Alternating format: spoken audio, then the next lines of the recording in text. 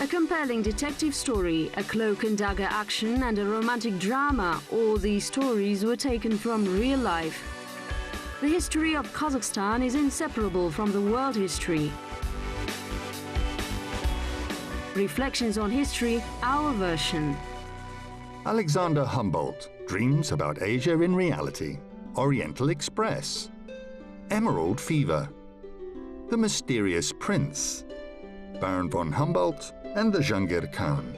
A lively boulevard sheltered by 300-year-old lime trees, the Unter den Linden, the most elegant street. Here, one luxury building cramped up with the other. Due to that, perhaps, it is the most touristy.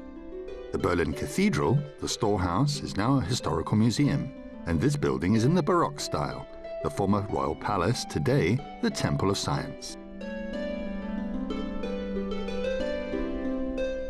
The oldest university in Berlin is the Humboldt Brothers University, founded by the elder brother Wilhelm and became famous thanks to Alexander.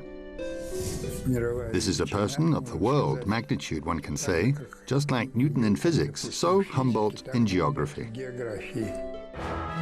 His first significant journey was called the second, or scientific discovery of America. But even on the shores of the Amazon, he already dreamed of the next expedition.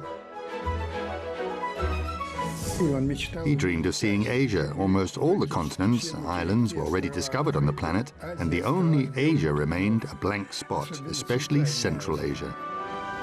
Europe knew less about it than about Australia. The main important information was centuries-old works of Herodotus, Marco Polo, Rubruck, and Carpini. He's been waiting for this journey for 30 years. Kyrgyz emeralds, a mysterious German prince, and a mysterious meeting with the Kazakh Khan.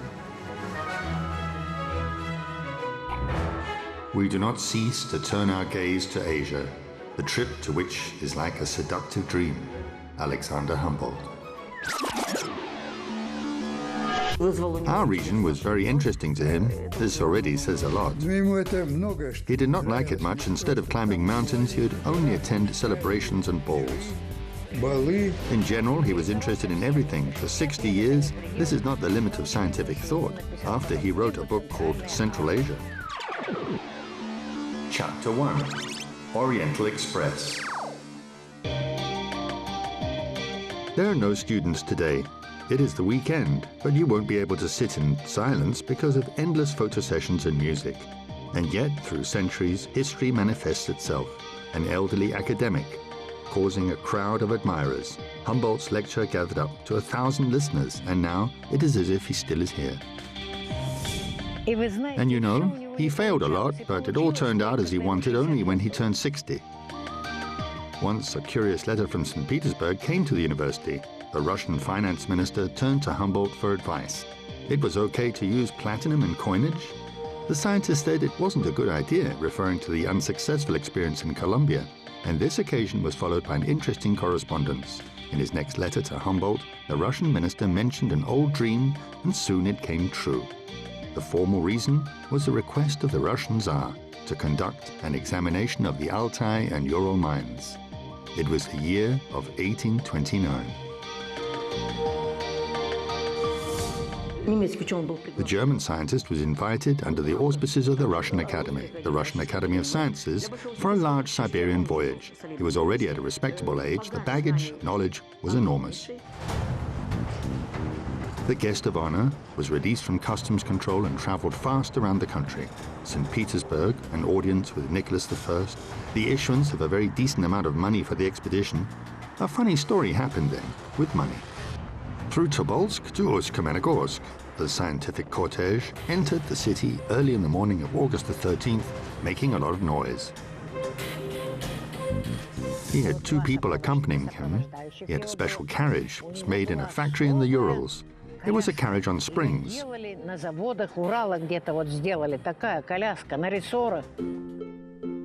This carriage had a margin of strength to withstand 12,000 miles of road without repair. A lot of people came to have a look at the unusual train made of carriages. In 1804, Uсть-Kamenogorsk became a city. The population of the city was very small. Several streets with one-story houses, a stone fortress, under the commandant of Frenchman Liancourt. They lavishly welcomed guests as if they were crowned nobles.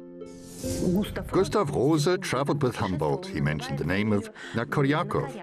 He was the merchant Nakoryakov. Supposedly, he gave them such a grand welcome that they were surprised when they saw champagne and European wines on the table. But the official part didn't matter to Humboldt. In addition to the geography, the scientist encyclopedist was interested in mining, mineralogy, botany, history, and ethnography. He personally went down into the mines, which greatly surprised the hosts. He explored Ablekit, nearby hills, and sought confirmation of his theory of volcanism in Central Asia. Humboldt traveled to South America and other places, but he's never been to Tian Shan. He assumed that these were volcanic mountains. It is believed that this theory was denounced by Semyonov Tienshansky. But in fact, even before Semyonov, a lot of scientists expressed their idea that there was no volcanism there. It was here in Usk-Kamenogorsk that Humboldt met the namesake of Pyotr Semyonov, a participant in the December uprising, Stepan Semyonov, and he accompanied Semyonov the scientist. He was a very literate man. He was also interested in this region when Humboldt lived here. He was at a reception with the Tsar. After he had already traveled through Siberia, in Altai, at the time, he decided to help Semyonov. He told the Tsar that he met very educated people in the provinces, among whom, with sincere admiration, he mentioned the exiled Decembrist, and involuntarily rendered Semyonov a disservice. He was transferred to places even more remote. However, subsequently, the former Humboldt companion served as an advisor to the provincial administration. But this happened much later. For now, the scientific caravan went further along the Irtysh. Chapter 2: Emerald Fever. Semipalatinsk deserves the name given to it by Russian officers, the Devil's Sandbox. George Kennan wrote in 1885. This grey, dusty town looked exactly like this during Humboldt's visit. Semipalatinsk was revived only by the minarets of mosques, the bright colors of gowns of Bukharian merchants, and yurts on its outskirts. How did everyday life in Semipalatinsk look at the time? Well, an ordinary provincial town. Newspapers came here late, a few months late.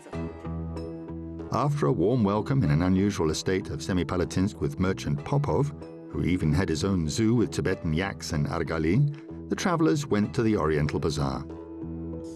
People made their living with trade. The city stands at the intersection of several trade routes. Large fairs are held and you can buy absolutely anything. Here in the center of the intersection of the caravan routes, the Oriental mentality began to feel stronger. Humboldt's fame was surrounded with incredible rumors. Once injured by Barumta, he asked to identify the guilty party and return the horses. The academic carefully collected and recording all curious cases and scientific data. He was waiting for this trip for decades, even planned to stay in the region for 7 years. But the expedition was supposed to take a few months. Moreover, they did not even plan to go to Semipalatinsk. At first, he was allowed to travel only to Sverdlovsk, and then he said he wanted to see the Urals, and they allowed him to travel there. When he saw the Urals, he asked to see Tobolsk. He was allowed to see Tobolsk, and in Tobolsk, the Governor-General of Siberia, already at his own peril and risk, allowed him to travel to Usk-Kamenogorsk through the fortresses on the Irtysh fortification line. From the Governor-General, travelers also received a gift that scientists of those years could not even dream of, a copper box of emeralds. It is called a Kyrgyz emerald, but they are pretty and green. The stones were found in the Kazakh steppes just 40 years before Humboldt's arrival, and few owners valued them like an Egyptian mummy, hardly daring to touch them with their fingers. For example, in 1823 in St. Petersburg, they sold a copper-colored emerald for 600 rubles. For comparison, the 8-month supply of the Humboldt expedition cost the Russian treasury approximately 9,000 rubles. This crystal has been considered one of the type of emeralds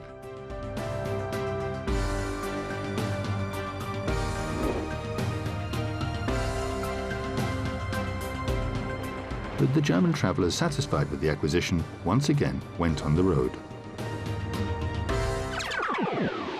Chapter 3: The Mysterious Prince. A two-story stone mansion and infirmary was built in the place of the Ablai Khan's residence, which was destroyed due to a fire, and the square in front of it is filled with people. They're all waiting for the honored guest. There are rumors that he's a relative of the Tsar himself. People did not know anything. They thought that a crazy Prince Kumklat is coming. People rang the bells and they went out to greet him.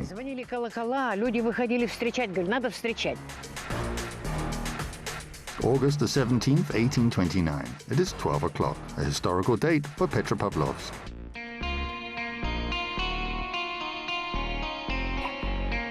The installation of unprecedented astronomical instruments, which the academic used to conduct his research directly on the square, caused great curiosity among the local people. After determining the geographical coordinates of Petropavlovsk, the whole world will soon find out the evidence that the former outpost of the Kazakh steppe is located at the point 55 degrees north latitude and 69 degrees east longitude, and will appear in the British Encyclopedia. From the essay by Vladimir Shesterikov, I had the honor to visit. By that time, Petropavlovsk had already lost its importance as a fortress. The shopping town made a good impression on the travelers. It was famous for its fairs that were initiated by Ablai Khan. People brought their goods from Central Asia and from Kokand. There were caravans, nomadic people. All the Kazakhs worked in trade.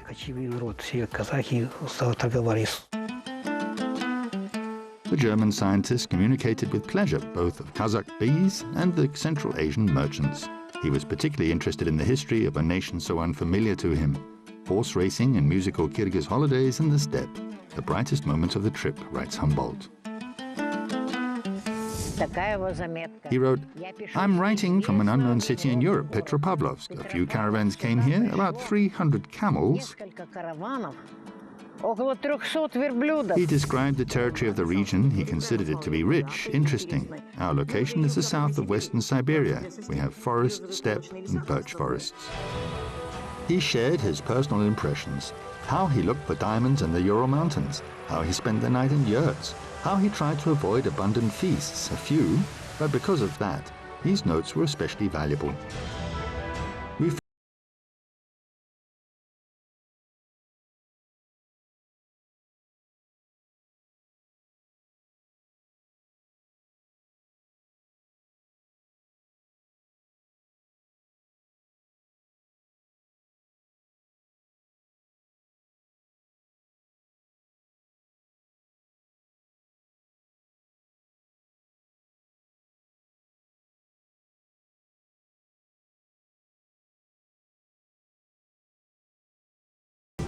It's striking that he carefully conducted his research with German pedantry. He gave a full report to the sovereign, talked about the expedition, and even returned the money, the unused funds, back to the treasury. 12 years after the trip, a unique 3-volume Central Asia was published in Paris. The book became incredibly popular. When in 1841 he published a book on Central Asia, it became, I would say, an inspiring book for many scientists, travelers, and people who wanted to study themselves. Our famous Shokan Valikhanov was also under the strong influence of Humboldt's teachings.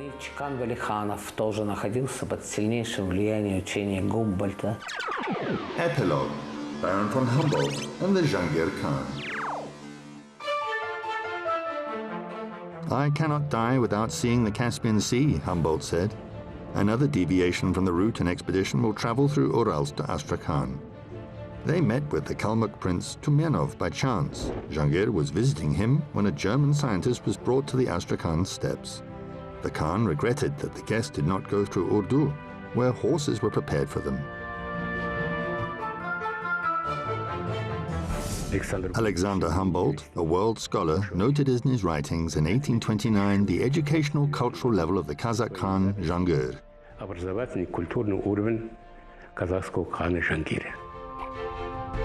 28-year-old Jahangir impressed the academician with knowledge of Russian, Arabic, and Persian languages. However, to this day, it is a mystery what was the subject of the conversation between Baron von Humboldt and Genghis Khan's descendant, Bukhayev.